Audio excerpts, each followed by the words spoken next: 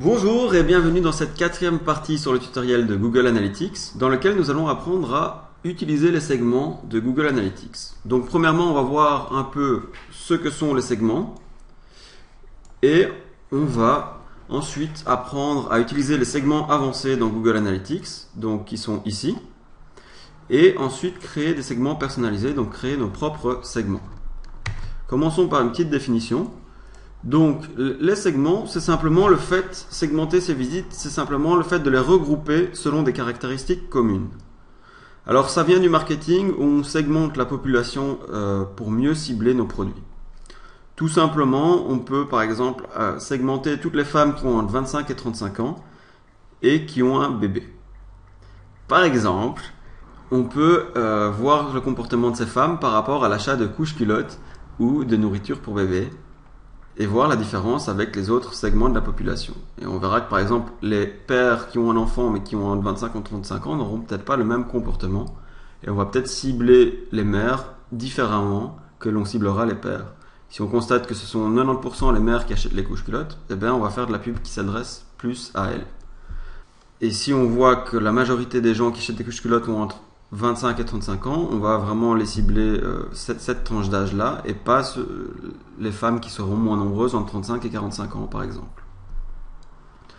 Donc pour faire très simple, on va commencer par voir quelques segments qui existent déjà dans Google Analytics. En fait, on en a déjà vu ensemble. Donc on peut regarder les segments qui existent par origine géographique. Quand on est dans notre rapport Google Analytics, on voit... Oups, là j'avais déjà laissé un segment par défaut, on verra ça plus tard. On voit par exemple nos 1000 visites sont toutes regroupées entre elles. Maintenant si on veut les segmenter et identifier différentes parties de ces visites, on peut le faire par origine géographique et on voit donc que nos 1000 visites ici sont séparées selon le pays d'où elles viennent. Et on va pouvoir analyser les indicateurs de qualité pour ces différents pays. On va comparer par exemple deux pays entre eux et voir la qualité de ces visites. Et encore beaucoup mieux, il faut segmenter pour comparer les conversions. On verra ensemble dans le rapport suivant, dans le tuto suivant, comment mettre en place les conversions. Mais donc, on va pouvoir voir selon le pays d'où viennent nos conversions. Ici, on voit qu'elles viennent seulement de Belgique. Mais par exemple, si elles viennent de plusieurs pays, on va pouvoir voir celles qui ont le meilleur taux de conversion.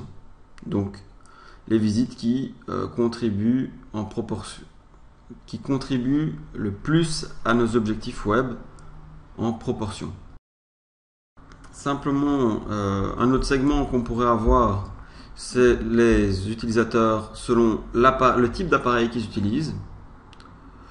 Donc là, par exemple, si on regarde que les visites mobiles, c'est déjà un segment.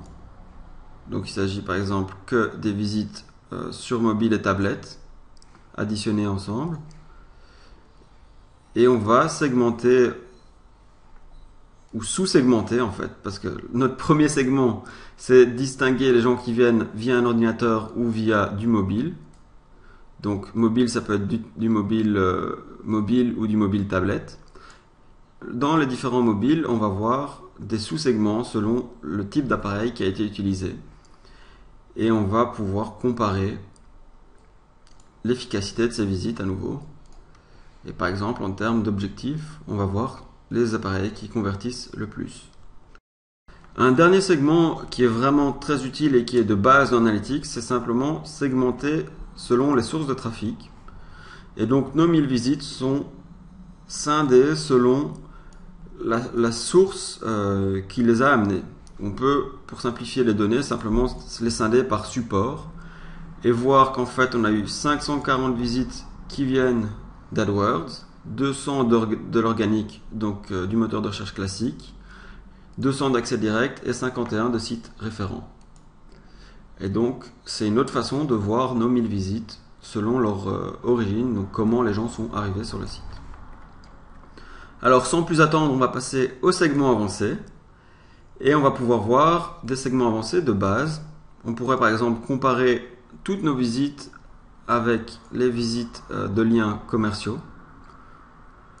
Donc dans ce cas-ci c'est de l'AdWords, car ce site-ci fait de l'AdWords. Et si on revient sur le rapport de base, on va pouvoir comparer pour chaque jour, quelle proportion vient d'AdWords et quelle proportion vient de tout le reste des visites.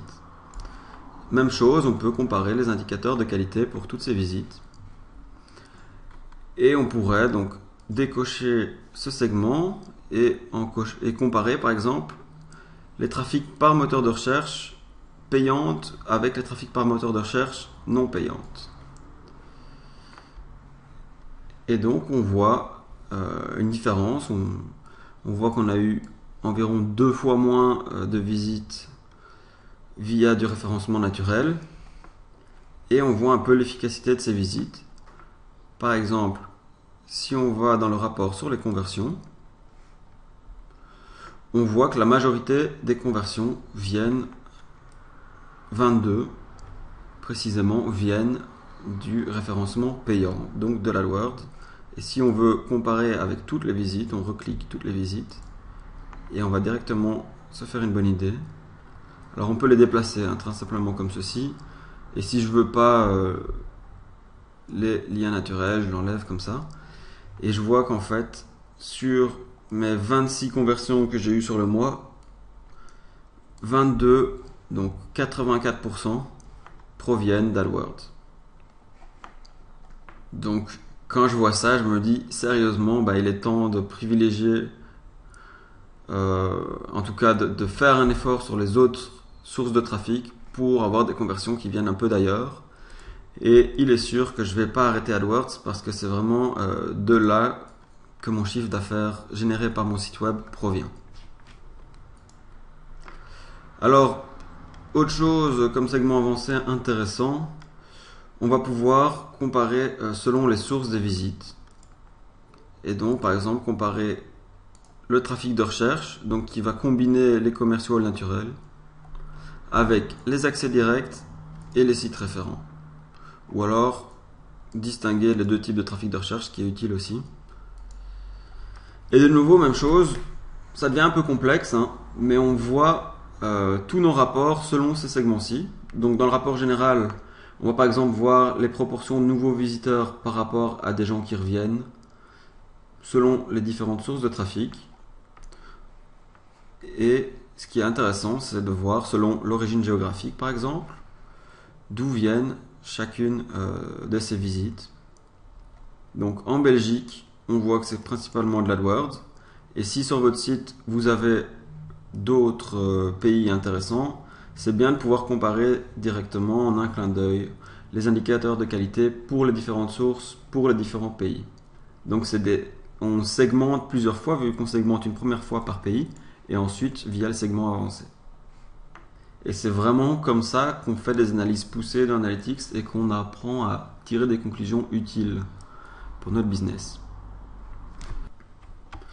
Voilà, donc dernièrement, on va créer nos propres segments.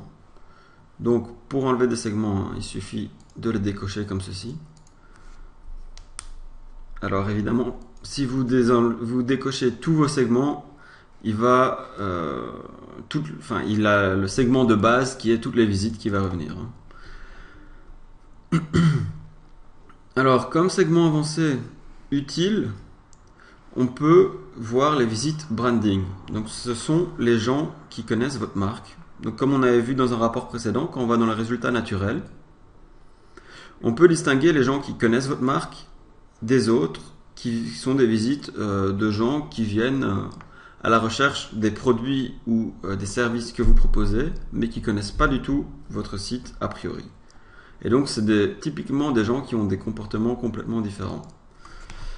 Donc, on va mettre un segment pour les visiteurs branding égale Verba. Et donc, on va n'inclure que les visites de gens qui ont tapé le mot-clé Verba.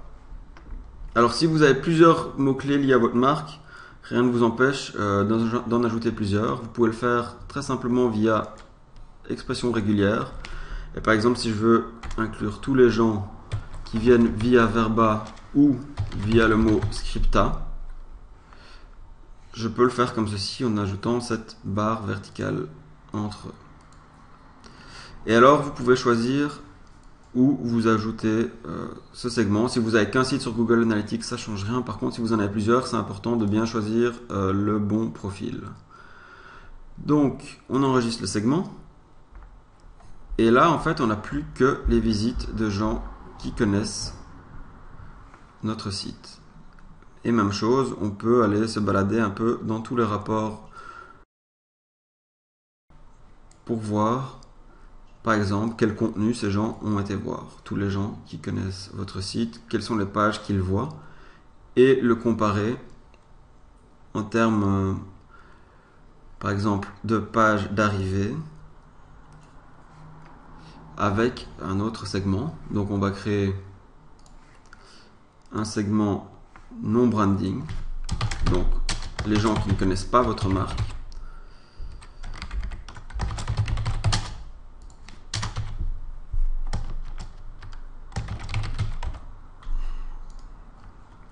Et donc on va exclure tous les gens qui ont tapé le mot-clé Verba ou Scripta.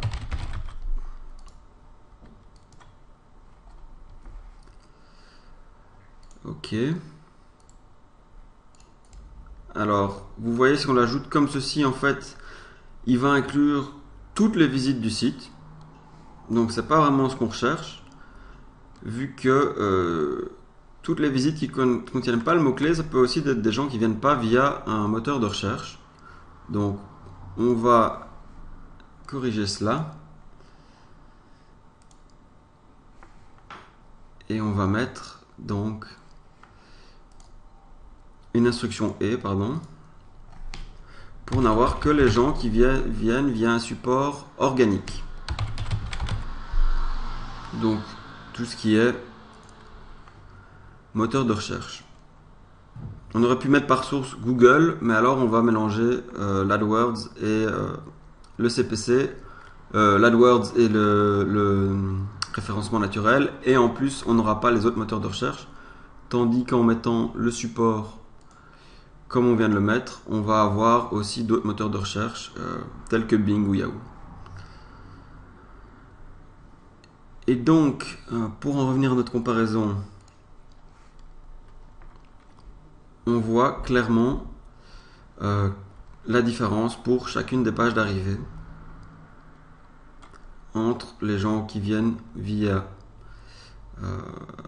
votre nom de marque, donc les visites branding, et les autres visites.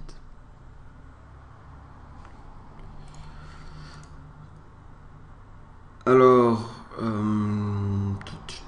ouais, on va faire un autre segment ensemble.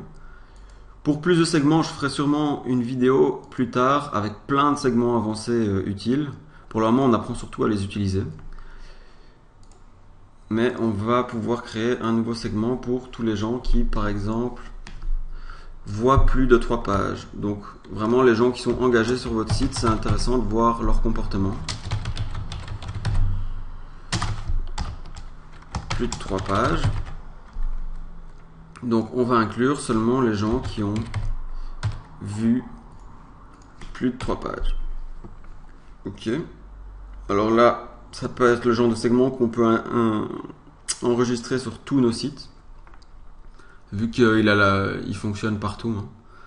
Contrairement à un segment branding.